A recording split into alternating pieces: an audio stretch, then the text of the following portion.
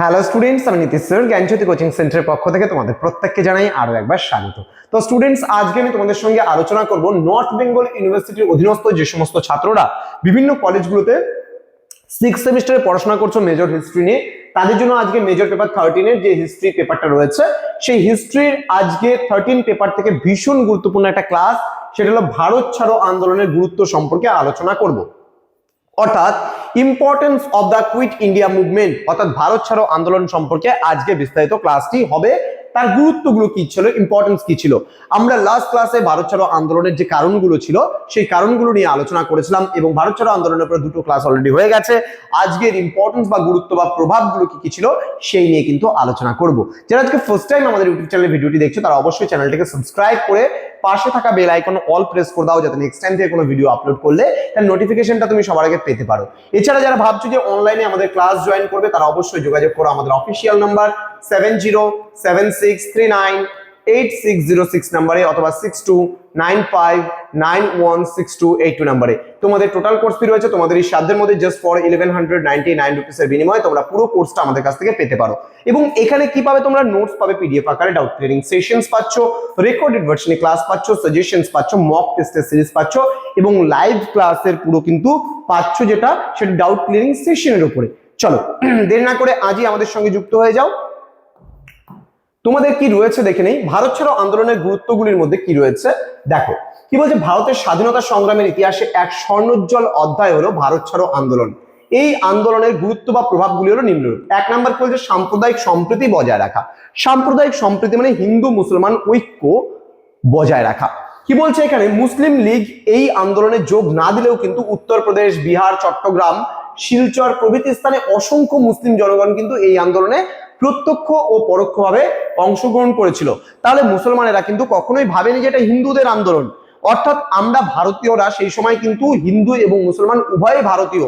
এই ব্রিটিশ সরকারের অত্যাচারের এগেইনস্টে কিন্তু আমরা হিন্দু মুসলিম সম্মিলিতভাবেই লড়াই করছি। তার মানে এই যে আন্দোলনটা হয়েছিল ভারত ছাড়ো আন্দোলন, এখানে একটা সাম্প্রদায়িক সম্প্রীতি স্থাপন হয়েছিল। অর্থাৎ যেহেতু আমি বললাম উত্তরপ্রদেশ, বিহার, চট্টগ্রাম, শিলচর, আসাম প্রভৃতি স্থান থেকে প্রচুর পরিমাণে মুসলমান জনগণ কিন্তু এই আন্দোলনে সামিল হয়েছিল। তো বলছে এই আন্দোলন কিন্তু চলাকালীন কোথাও কিন্তু সাম্প্রদায়িক দাঙ্গা কিন্তু হয়নি, কিন্তু হিন্দু মুসলমান একটা সম্প্রীতি প্রতিষ্ঠিত হয়েছিল এবং এটা ছিল এই আন্দোলনের একটা বিশাল বড় সম্পদ। তাহলে এটা গেল এক নাম্বার পয়েন্ট। নেক্সট পয়েন্ট কি আসবে, নেক্সট পয়েন্ট আসবে ব্রিটিশের বোধোদয়। বোধোদয় মানে কি, ব্রিটিশ সরকার কিন্তু অলরেডি বুঝে গিয়েছিল যে ভারতবর্ষে আমাদের দিন শেষ হতে চলেছে, ভারতবর্ষের উপরে আমরা আর বেশি দিন রাজত্ব করতে পারবো না। এটাকে বলে বোধ উদয় হওয়া, অর্থাৎ জ্ঞানের বিকশিত হওয়া। কি বলছে, এই আন্দোলনের ব্যাপকতা প্রত্যক্ষ করে ব্রিটিশ সরকার কিন্তু উপলব্ধি করতে পারে যে ভারতীয়দের সমর্থন ছাড়া ভারতবর্ষে শাসন করা কখনোই সম্ভব নয়। যদি আমাদের ভারতবর্ষ শাসন করতে হয় তাহলে ভারতীয়দের সমর্থন নিয়েই ভারতীয়দেরকে শাসন করতে হবে। তো বলছে ফলে ব্রিটিশরা ভারতীয়দের দাবি দাওয়া কিন্তু পূরণে নমনীয় মনোভাব কিন্তু এই সময় থেকে একটা গ্রহণ করতে শুরু করে। অর্থাৎ এতদিন ধরে ব্রিটিশ সরকার যা বলতো তাই ভারতীয়দের করতে হতো, কিন্তু এই সময় থেকে কুইট ইন্ডিয়া মুভমেন্টের পরবর্তী সময়কাল থেকে আমরা দেখি ব্রিটিশ সরকার একটু নমনীয় হয়ে যায়, অর্থাৎ তারা একটু নরম হয়ে যায়। নেক্সট বলছে জাতীয় জাগরণ।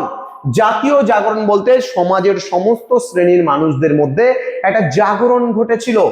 1942 এর এই আন্দোলনে যে অভূতপূর্ব জাতীয় জাগরণ দেখা দিয়েছিল ইতিপূর্বে কিন্তু তা আর কখনোই দেখা যায়নি। অরুণ চন্দ্র ভুইয়া তার দা কুইট ইন্ডিয়া মুভমেন্ট বলে যে একটা গ্রন্থ ছিল, সেই গ্রন্থে তিনি লিখেছেন ভারত ছাড়ো আন্দোলনের ফলে কিন্তু একটি অভূতপূর্ব জাতীয় জাগরণ ও জাতীয় ঐক্যবোধ কিন্তু গড়ে উঠতে দেখা যায়। তাহলে জাতীয় জাগরণ সম্ভবপর হয়েছিল কিন্তু এই কুইট ইন্ডিয়া মুভমেন্ট বা ভারত ছাড়ো আন্দোলনের প্রভাবে। যেখানে একটা ছবি এখানে আমরা জেনারেট করেছি, সেই ছবিটায় তোমরা দেখতে পাচ্ছ একটা বিপুল সংখ্যক এখানে হিন্দু, মুসলিম, শিখ, পাঞ্জাব, মারাঠি, গুজরাটি সমস্ত স্তরের মানুষরা একত্রিত ভাবে জাগরিত হয়েছিল ব্রিটিশ সরকারের এগেইনস্টে, যার জন্য আমরা এই আন্দোলনকে জাতীয় জাগরণ যুক্ত একটা আন্দোলন বলতে পারি এবং এই আন্দোলনকে কেন্দ্র করে জাতির মধ্যে জাগরণ মানে সংগঠিত হয়েছিল।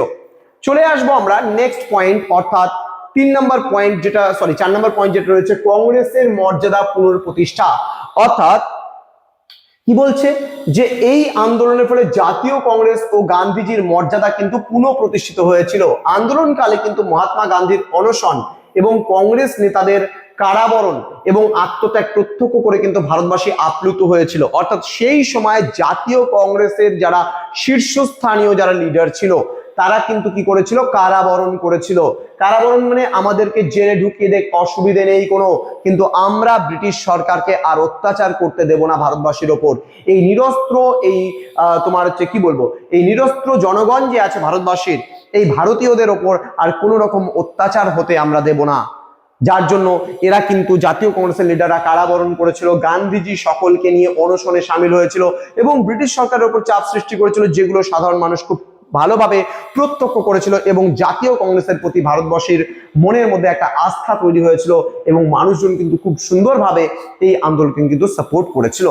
নেক্সট চলে আসবে গণবিপ্লব। গণবিপ্লব কেন? সমাজের সমস্ত শ্রেণীর মানুষ, যেমন এর আগের একটা পয়েন্ট বললাম আমি গণজাগরণ, এখন বলছি গণবিপ্লব। বিপ্লব মানে কি? একটা পরিবর্তন, আমূল পরিবর্তন হওয়া। তাহলে কিন্তু ভারত ছাড়ো আন্দোলন কিন্তু প্রকৃতপক্ষে হয়ে উঠেছিল গণবিপ্লব, অর্থাৎ জনগণ জাগরিত হয়ে একটা পরিবর্তন ঘটানোর ক্ষেত্রে কিন্তু তারা সামিল হয়েছিল। এই আন্দোলনে শ্রমিক, কৃষক সহ সমাজের বিভিন্ন শ্রেণীর জনগণ স্বতঃস্ফূর্তভাবে সামিল হয়েছিল।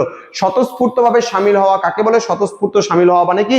নিজ ইচ্ছায় কোনো আন্দোলনে সামিল হওয়াটাকে বলা হয়েছে স্বতঃস্ফূর্তভাবে সামিল হওয়া। ওকে,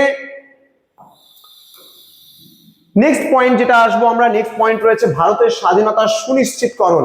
বলছে সর্বোপরি মহাত্মা গান্ধীর নেতৃত্বে এই সংগ্রামে অহিংস নীতিকে সম্পূর্ণভাবে মেনে চলতে ব্যর্থ হলেও এই আন্দোলন কিন্তু ভারতের স্বাধীনতাকে সুনিশ্চিত করেছিল।